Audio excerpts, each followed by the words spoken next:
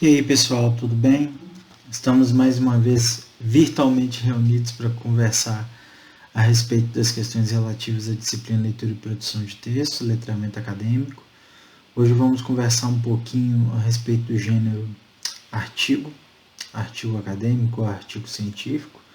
Na nossa última discussão conversamos a respeito do gênero seminário. Hoje a gente vai para outro gênero extremamente comum no universo acadêmico, que é o artigo.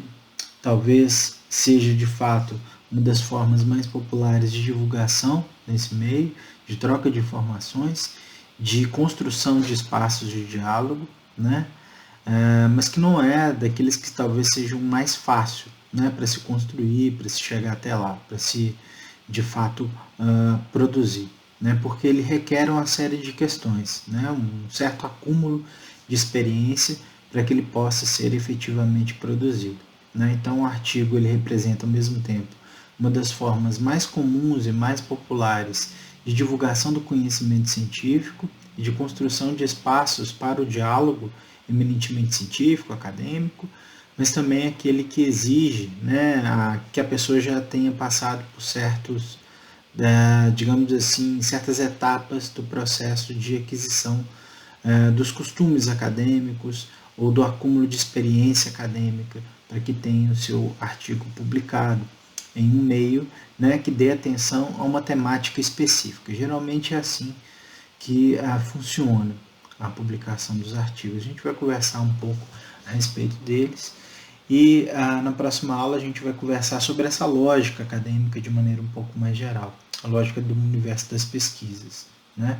Então aqui a gente tem algumas definições possíveis para entendermos o que significam, né, os artigos, o que é a sua natureza, e uma primeira definição para a gente pensar que o artigo científico é um gênero dos mais comuns, como já foi dito, no que se refere à possibilidade de divulgação dos estudos, ou seja, do próprio conhecimento, realizado no ambiente acadêmico. Ou seja, as pessoas produzem suas pesquisas, produzem suas reflexões a respeito dos mais variados temas, nas mais diferentes áreas do conhecimento, e precisam colocar isso na roda, né? Ou seja, precisam dialogar com seus pares intelectuais, né, a partir de algum lugar. E o lugar preferencial para se fazer isso são as publicações, que são realizadas por revistas especializadas nessas diferentes áreas e muitas vezes dedicadas a temas específicos dentro das áreas, né?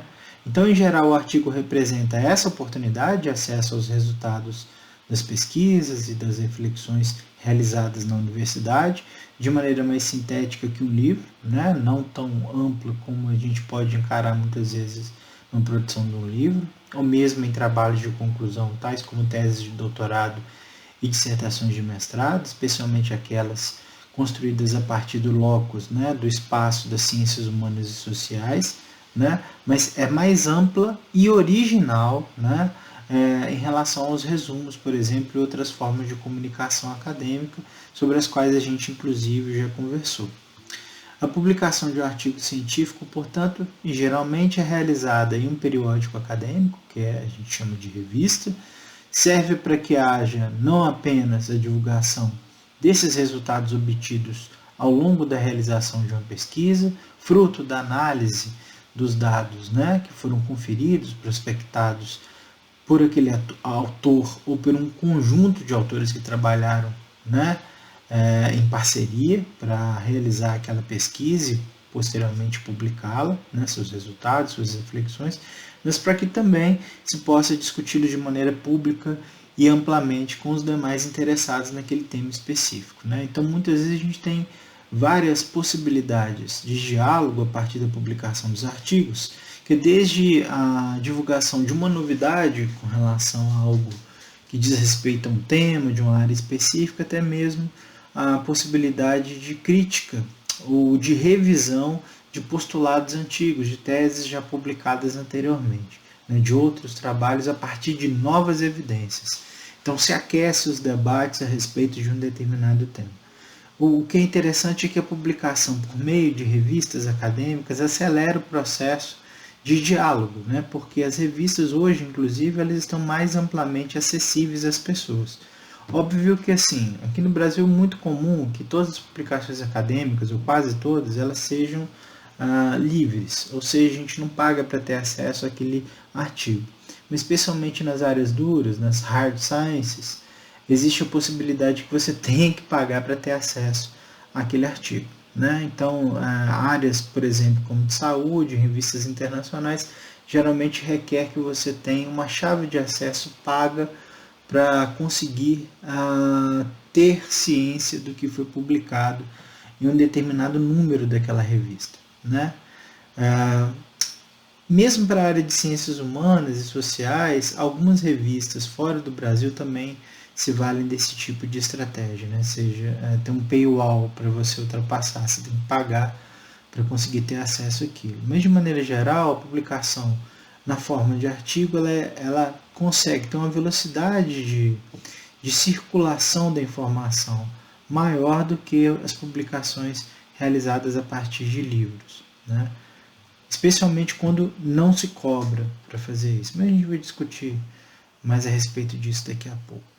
Como afirmam Marconi e Lakatos, né, Marina Marconi e Eva Lakatos, concluído um trabalho de pesquisa, seja ele documental, bibliográfico, ou seja, com base em referências eminentemente teóricas, ou realizada em campo, né, uma pesquisa mais empírica, para que os resultados sejam conhecidos, faça necessário a sua publicação.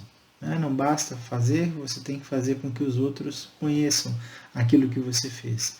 Esse tipo de trabalho proporciona não só a ampliação dos conhecimentos, como também a compreensão de uma série de questões, né, que muitas vezes são extremamente caras ao universo acadêmico. Ou seja, fazemos o conhecimento circular, possibilitamos que outras pessoas possam dialogar conosco com o trabalho que nós realizamos, e que a exposição dos nossos resultados possam alimentar, inclusive, outros trabalhos realizados por outras pessoas. Então, esse é o lado bacana da publicação dos artigos.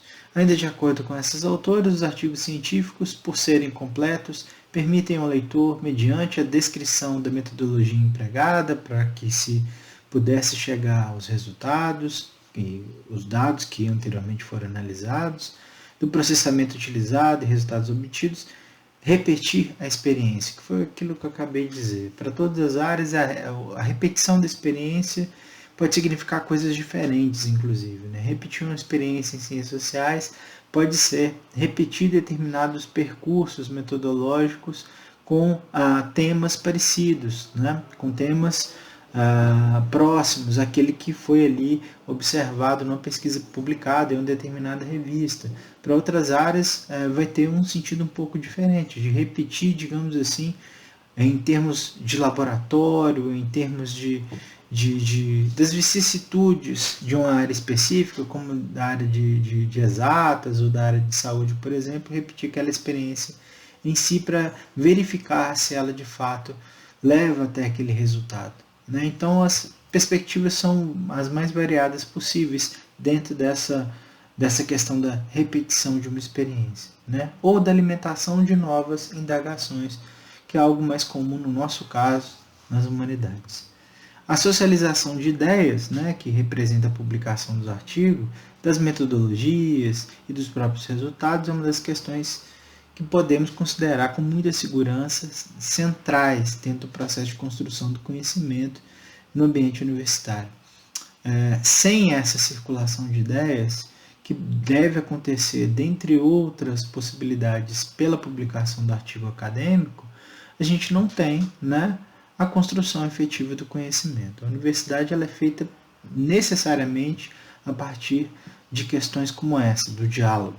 Né? A gente precisa fazer circular o conhecimento e uma das maneiras de fazer isso é a partir da publicação de artigos, mas também de outras formas de comunicação científica, sobre as quais a gente já vem conversando.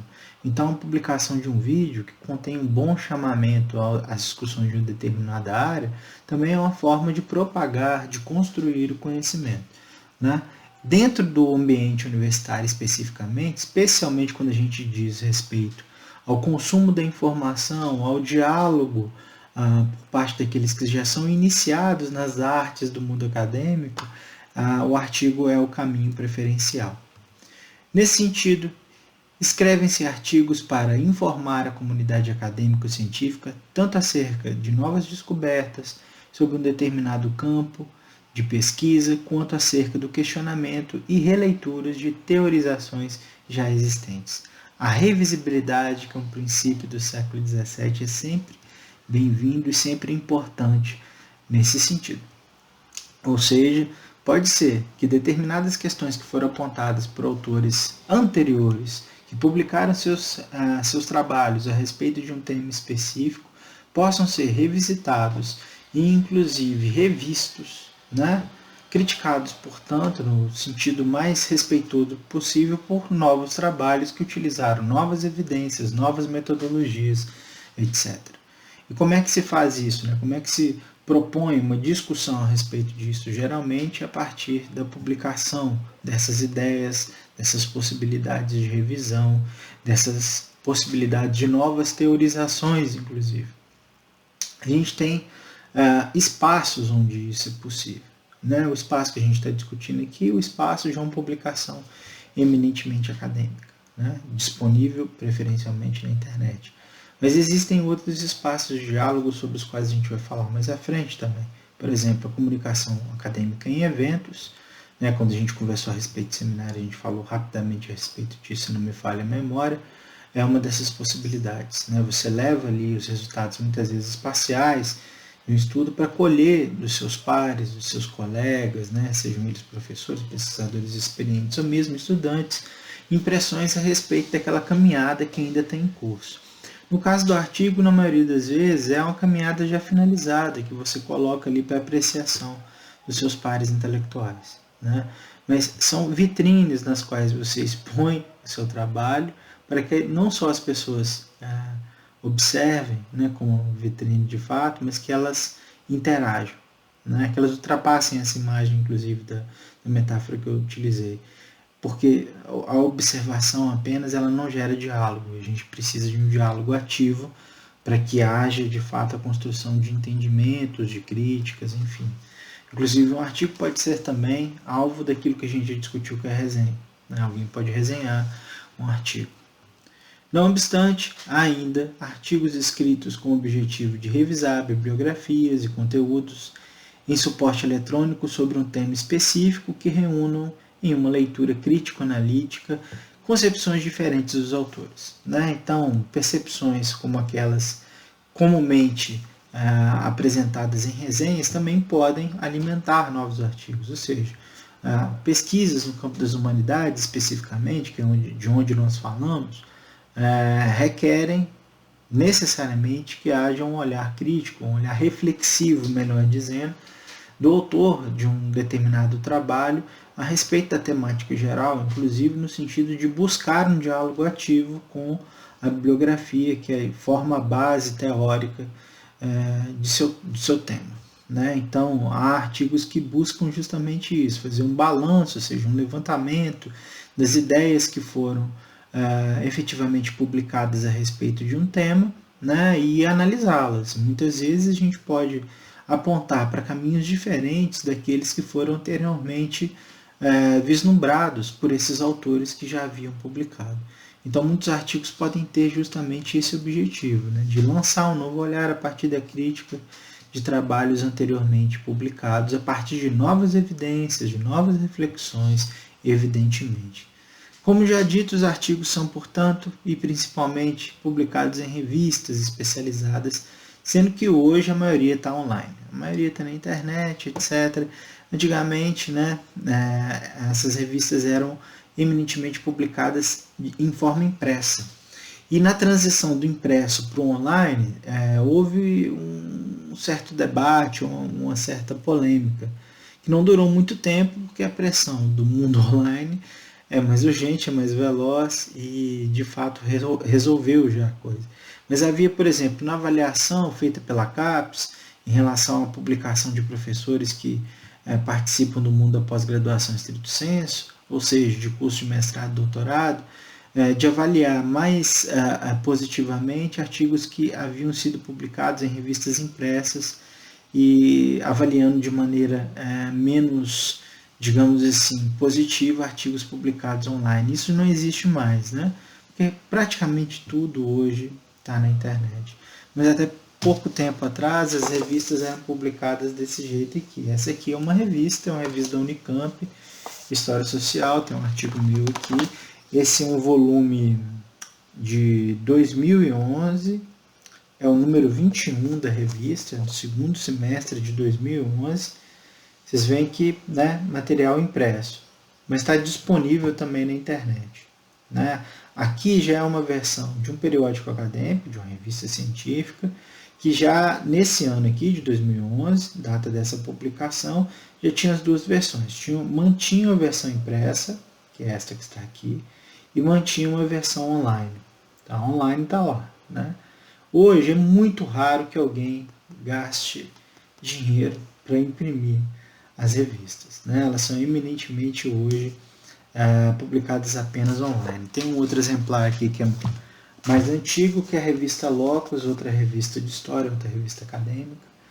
Essa aqui da Universidade Federal de Juiz de Fora. A História Social né, da Universidade de Campinas, Unicamp.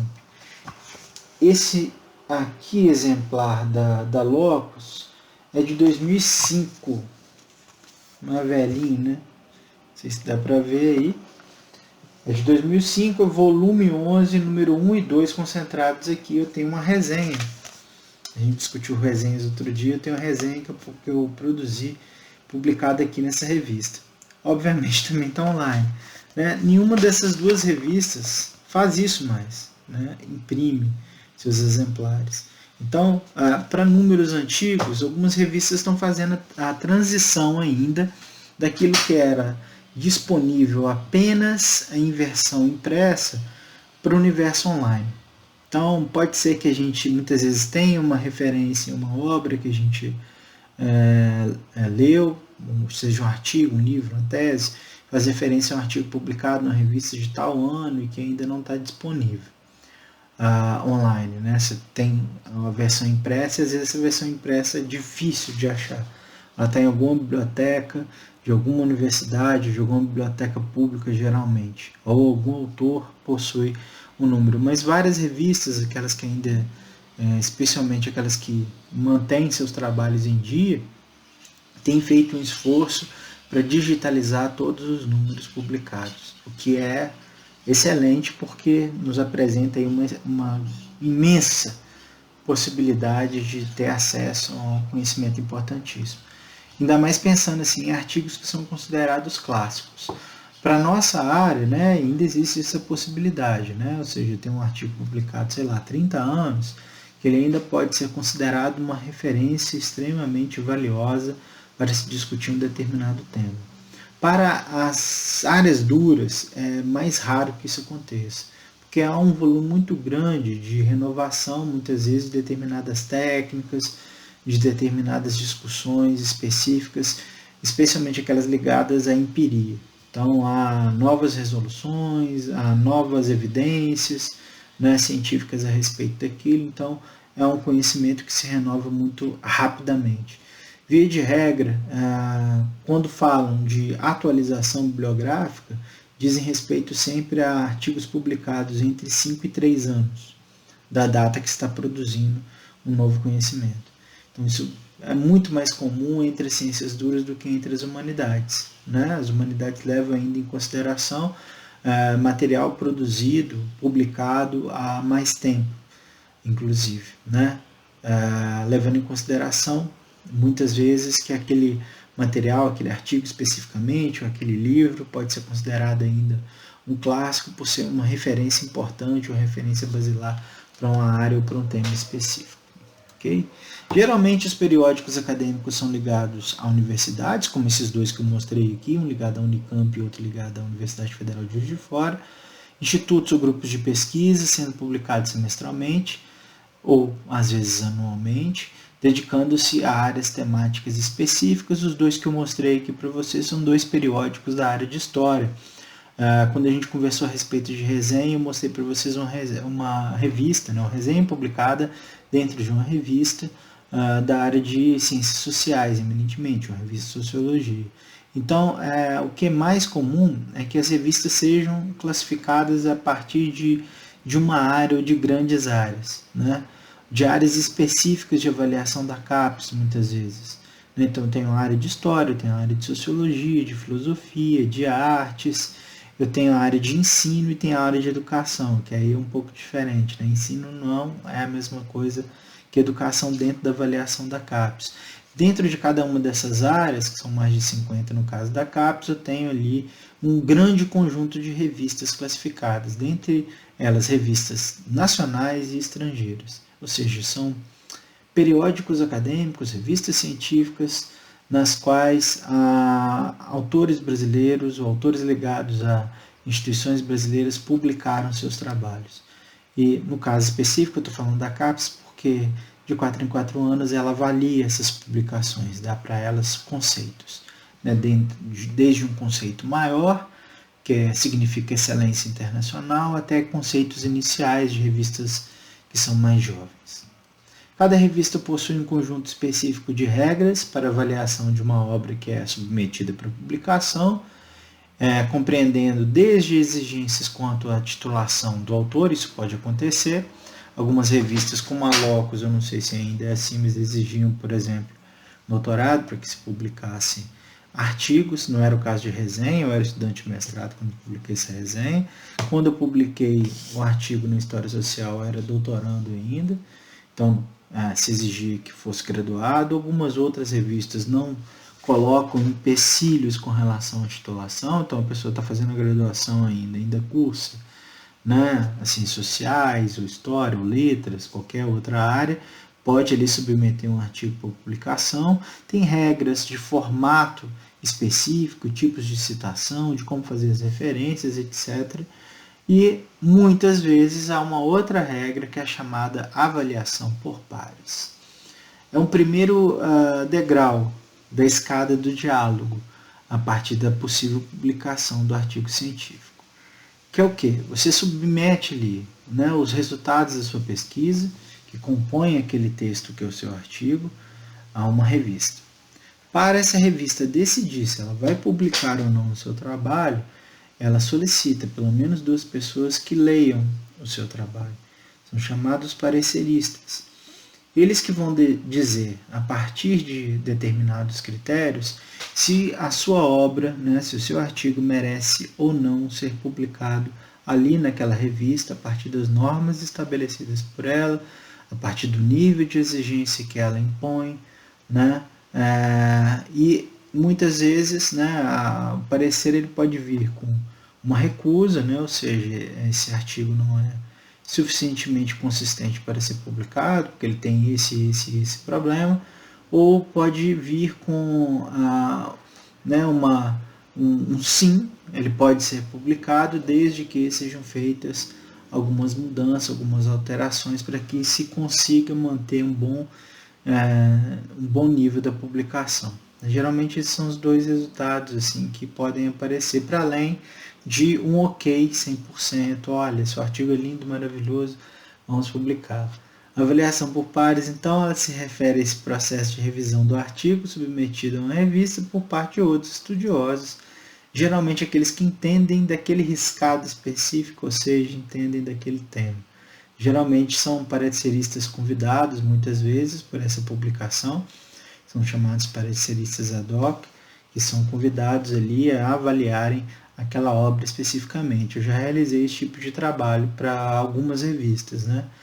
Os editores entram em contato contigo, pedem né, para você verificar a disponibilidade para aquele trabalho, te dão um prazo para que você possa realizar a avaliação crítica daquele trabalho que foi submetido à publicação. Né? O que é interessante também dizer é que quando você avalia um texto para publicação como parecerista, você não sabe quem escreveu aquele texto.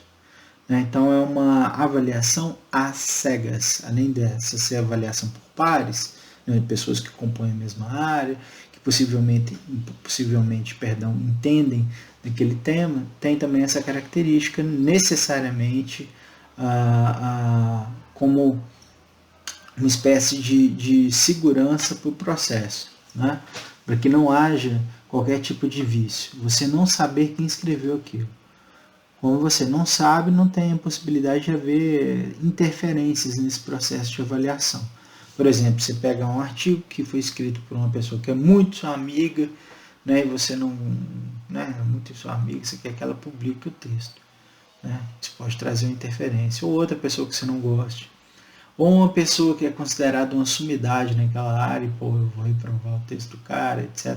Então, essa é uma questão de segurança essencial para que possa haver a possibilidade de realização de um bom trabalho, de um trabalho que seja imparcial nesses termos, né, da avaliação por pares. É uma avaliação também feita às cegas, sem saber quem escreveu o artigo.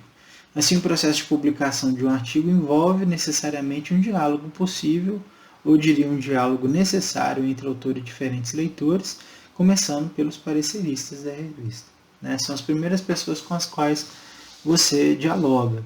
E muitas vezes você pode receber um não. Né? Se vocês não...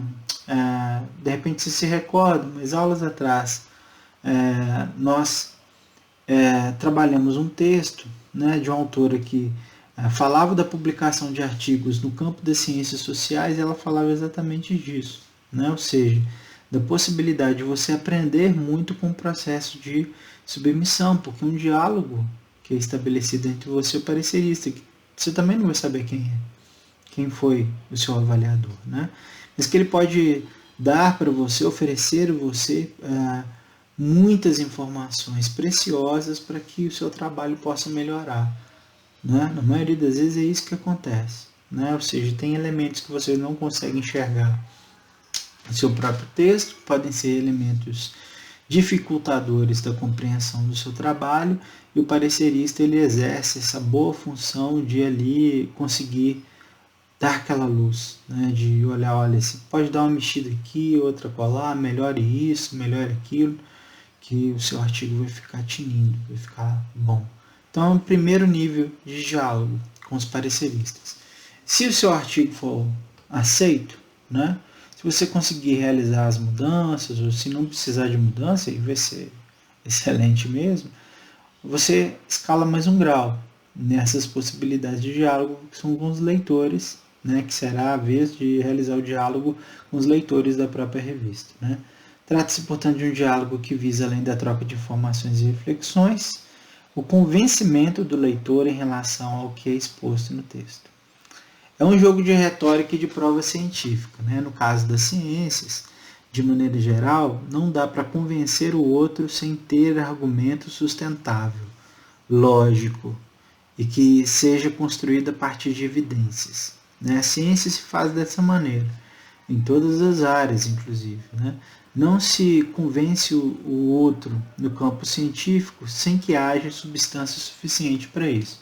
Inclusive outros que podem não concordar com as suas ideias, mas ali, a partir da substância daquilo que você propõe, daquilo que você apresenta, reconhecer que a discussão que você coloca é importante, mesmo que seja para discordar dela, inclusive. Então essa é uma questão interessante para a gente pensar com relação à publicação de trabalhos ou à discussão acadêmica de maneira geral.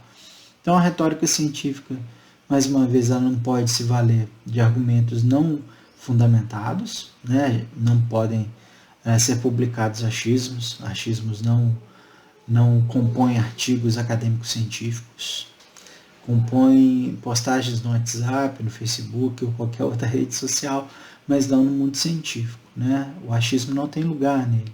Né? A evidência científica tem lugar nele. O argumento fundamentado tem lugar nele, né? Nesse universo científico. Ou seja, questões que não possuam, portanto, evidências que os consubstanciem suficientemente de forma a convencer os interlocutores da validade da discussão apresentada, como eu disse anteriormente, mesmo que dela discordem. Ou seja, que muitas vezes vale a pena, né, sua publicação para que haja continuidade do próprio debate, em termos de discordância, inclusive pensando especificamente nas vicissitudes aqui das humanidades, né, o campo de onde nós falamos. Então, como afirma Baltar, Ceruti Risati e Zando Menego, o trânsito de textos ou discursos do gênero artigo acadêmico no ambiente universitário e científico traz consigo significativas possibilidades de formação de opiniões, de conquista de adesão a diferentes teses, de constituição de escolas de pensamento ou, ao contrário, contribui para desestabilizar escolas e concepções já legitimadas. Ou seja, o trânsito de ideias a partir dos artigos é aquilo que fundamenta a parte essencial da vida acadêmica, né?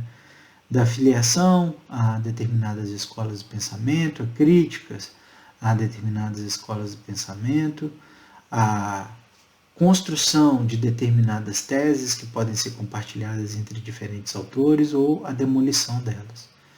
Então é algo de fato tido como essencial, né? Uma das atividades não só mais comuns, mas mais fundamentais dentre as outras formas de comunicação científica. Então a gente tem algumas regrinhas aqui colocadas pela Associação Brasileira de Normas Técnicas, né? Pensando na estrutura dos artigos, dizendo mais uma vez que as revistas muitas vezes constroem normas específicas para as suas publicações. No entanto, a gente tem uma regra basilar, uma regra fundamental, aquela que de fato é a principal referência, que é essa da BNT, que é a Norma Brasileira de Referência, a NBR 6022 de 2003. E a partir dessa regra, a gente tem dois tipos de artigo reconhecidos. Um artigo chamado artigo de revisão, que pode ser identificado, como diz lá a regra, como parte de uma publicação que resume, analisa e discute informações já publicadas, ou seja, que discute trabalhos já passados, já realizados, publicados, discutidos. Se propõe, por exemplo, a apresentar a visão específica do seu autor a respeito dessas discussões já publicadas. E um artigo chamado de original, como diz o texto da NBR, parte de uma publicação que apresenta temas ou abordagens originais, ou seja, inovadoras, recentes, autorais, por parte daquele autor, né, daquela pessoa que produziu o artigo. Obviamente que em diálogo com os trabalhos realizados anteriormente. E aí é bom a gente pensar nisso especificamente com relação ao campo das humanidades. Não se inventa roda em trabalhos acadêmicos. Necessariamente se parte de um diálogo com autores anteriores ao nosso trabalho, né? Mesmo que nós discordemos deles, inclusive, ou mesmo que tenhamos ali um ponto de vista diferente. E esse ponto de vista deve estar consubstanciado em novas evidências, em novos argumentos que tenham de fato consistência. Quanto à estrutura do artigo, essa mesma NBR 6022 indica que deve ser formado, que o artigo deve ser formado por elementos pré-textuais, textuais e pós-textuais, em três partes. Aquilo que vem antes do recheio e aquilo que vem depois do recheio, vamos dizer assim, né? Entre os elementos pré-textuais, nós temos aí o título do artigo, com o seu respectivo subtítulo, se existir um subtítulo. Então, o título tal, vou dar como exemplo aqui o artigo que eu publiquei nessa revista, só porque ele tá aqui à mão. Deixa eu ver aqui. Não só para inglês ver. Justiça, Escravidão e Abolicionismo em Minas Gerais. Eu tinha um título e tem um subtítulo depois. Mas há outros artigos aqui, por exemplo, que não trabalharam com a mesma lógica. Então, tem aqui um artigo do Carl Mosna, que é uma coisa só, que é um texto só, que é o problema de viés de seleção na pesquisa histórica com fontes judiciais e policiais. Não tem subtítulo. Ou seja, não há obrigatoriedade de subtítulo para artigos, né? Ele é uma questão opcional. O segundo ponto é a identificação da autoria, ou seja, o nome do autor, quem produziu aquele texto, né? O resumo na língua do texto, que não deve ultrapassar 250 palavras, como diz outra norma técnica da BNT. Palavras-chave na língua do texto, separadas entre si por um ponto, aí tem um exemplo, né? Referências, ponto, documentação, ponto, bibliografia, ponto. Né? Palavras-chave são o quê? São palavrinhas que servem para fisgar o seu artigo quando, por exemplo, você faz uma pesquisa no Google.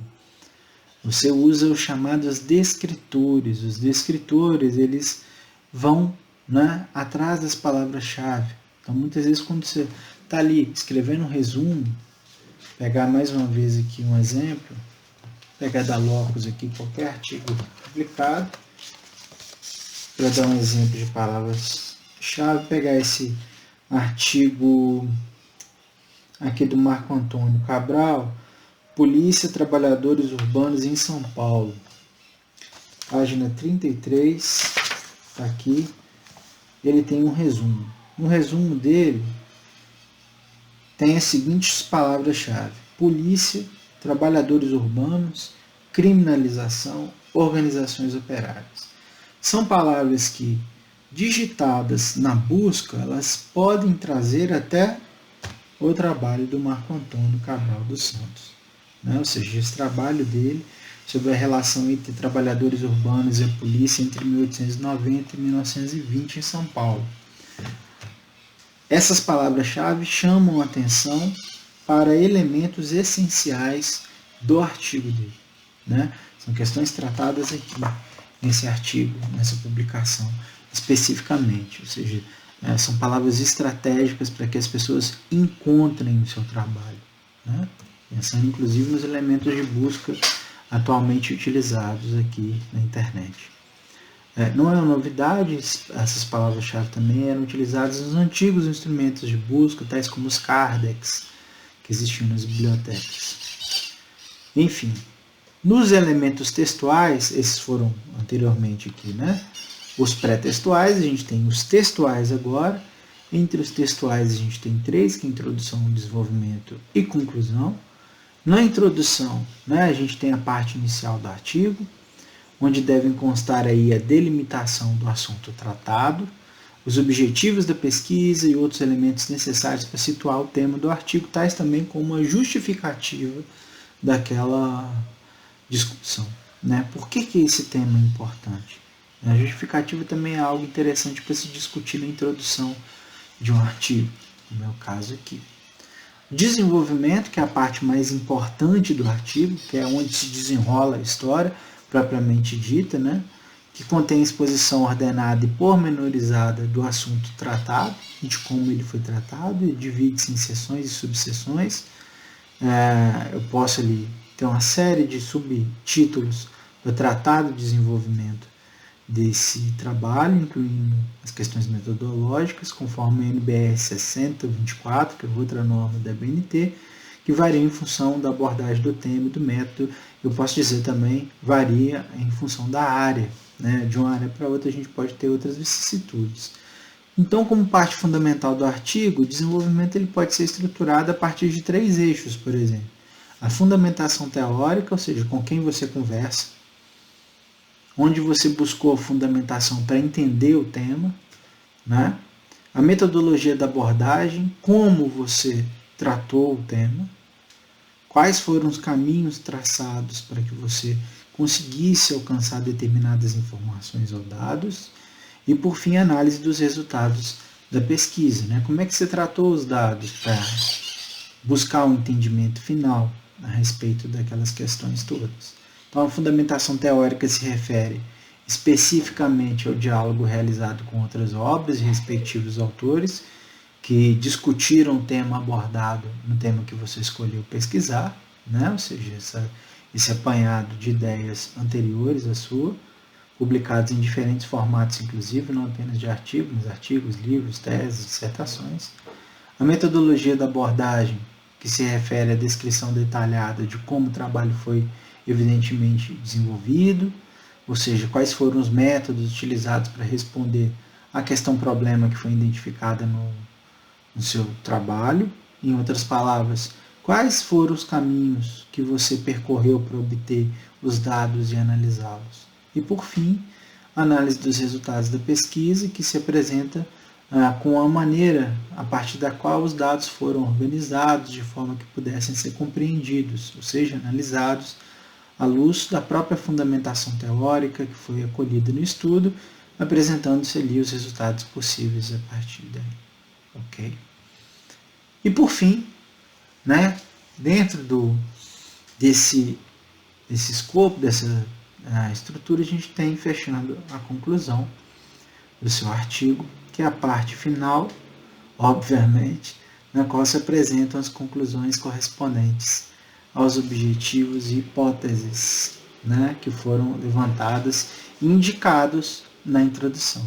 Né? Então, muitas vezes, como elemento de avaliação dos artigos, as pessoas procuram se aquilo que foi prometido na introdução foi entregue ao longo do trabalho e se essa entrega foi ali garantida na conclusão do trabalho, do artigo especificamente. Com relação aos elementos pós-textuais, a gente falou dos textuais, com os elementos que estão depois, né, dos elementos textuais, a gente tem título e subtítulo em língua estrangeira, né, muitas vezes as revistas indicam a preferência de língua estrangeira, geralmente é o inglês, né, mas há revistas que inclusive pedem a tradução para mais de um outro idioma, então é comum que tenhamos inglês, espanhol, francês, alemão, resumo na língua estrangeira também, no caso do inglês abstract, espanhol resumen, em francês résumé, palavra-chave em língua estrangeira, né, em inglês são os keywords, palavra-clave em espanhol e mot-clé em francês. São os exemplos que a própria BNT concede na sua NBR 622. E, para além dessas, a gente ainda tem as notas explicativas, que são elementos opcionais. A nota explicativa ela é numerada com o algarismo arábico. Né? Quando você precisa explicar alguma informação que está no corpo do texto, você puxa uma nota explicativa, dizendo ali, às vezes, na nota de rodapé ou no fim do artigo, o que significava aquela informação, se destrincha aquela informação um pouco mais. As referências elas são obrigatórias e elas devem ser formuladas, a gente vai discutir para frente essas NBRs que estão sendo citadas aqui. A NBR 6023 diz como as referências completas devem ser informadas. O glossário de palavras, né, utilizadas no trabalho é também opcional, assim como os apêndices e os anexos. Há uma explicação necessária com relação à diferença entre apêndices e anexos. Eles são ordenados em letras, né, ao final do trabalho, como diz aqui, são elementos pós-textuais.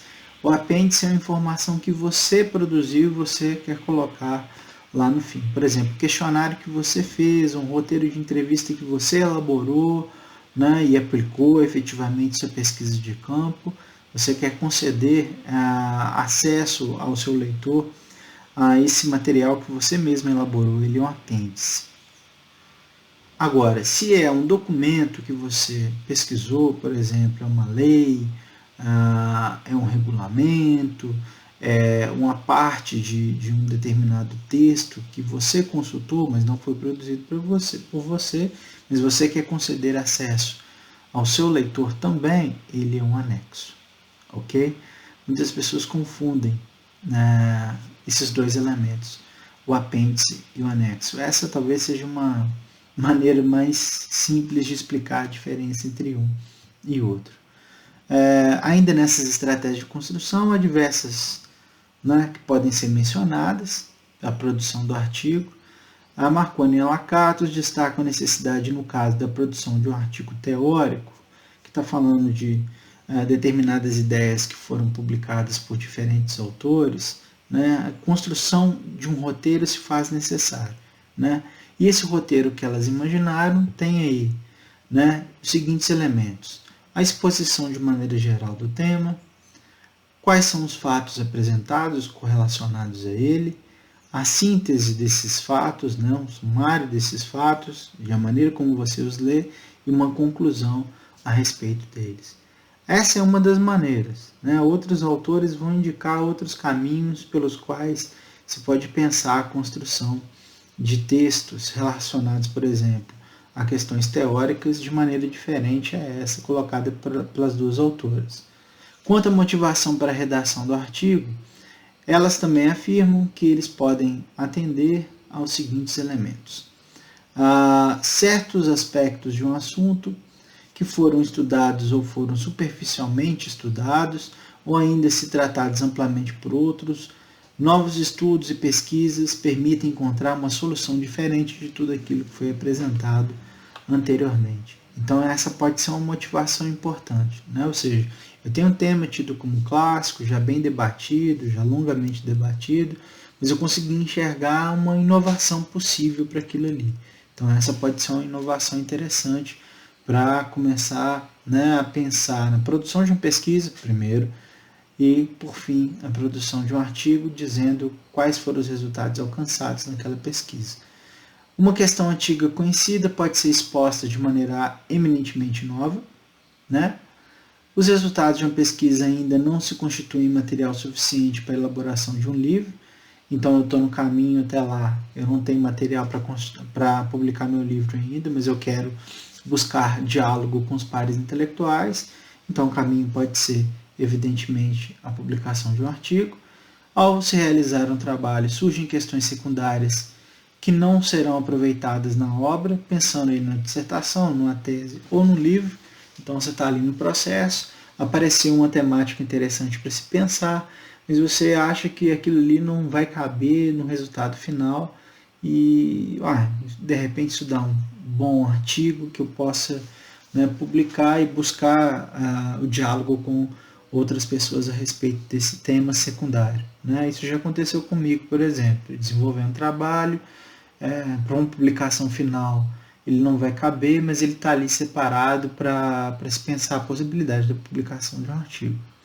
E o surgimento de um erro de assuntos controvertidos permite refutar convenientemente o erro ou resolver de modo satisfatório a controvérsia. Isso pode acontecer de alguém publicar algo, você notar que existe um erro ali dentro da metodologia ou da análise dos dados e, consequentemente, dos resultados daquela pesquisa, e você pode publicar um outro trabalho dialogando com aquele, apontando o erro, por exemplo. Uma série de experiências nesse sentido têm sido produzidas agora nas ciências da saúde em razão de toda essa questão que existe em torno da Covid-19, por exemplo, né? Então, são elementos para a gente pensar. Quanto à linguagem para se utilizar, né? O estilo de construção do texto, ele pode variar de uma área do conhecimento para outra. As ciências duras têm uma objetividade muito maior do que as ciências humanas e sociais, né? Então, algumas revistas concedem maior liberdade para o estilo, né? Não costumam, na área de humanidades, tentar dificultar determinadas liberdades quanto à forma do texto, mas, por outro lado, a receita que se distribui geralmente é aquela que indica a necessidade de ter um texto mais claro, conciso e objetivo possível, sem excessos de floreio, né? Então, é uma regra geral, né? Ou seja, um texto mais direto, um pouco mais econômico em relação a determinados exemplos que muitas vezes oferecidos em demasia podem dificultar inclusive a leitura. Obviamente, mais uma vez eu digo que isso vai variar de uma área para outra. Isso não é regra necessária para algumas publicações na área de ciências humanas, por exemplo. Então, as referências da nossa discussão de hoje foram essas, né? Essas três, evidentemente, com suas páginas específicas destacadas aqui, olha, o final, ok? De cada referência completa, para que vocês possam se mirar, né?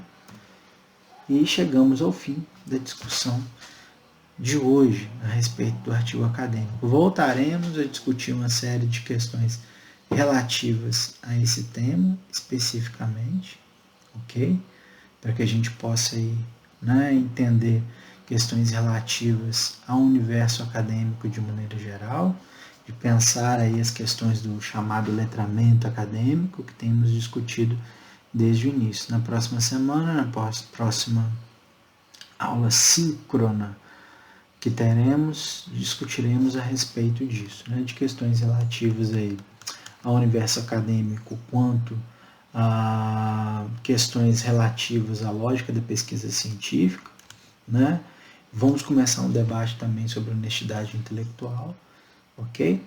Então, no mais, pessoas queridas, eu agradeço a audiência que tiver para as questões de hoje.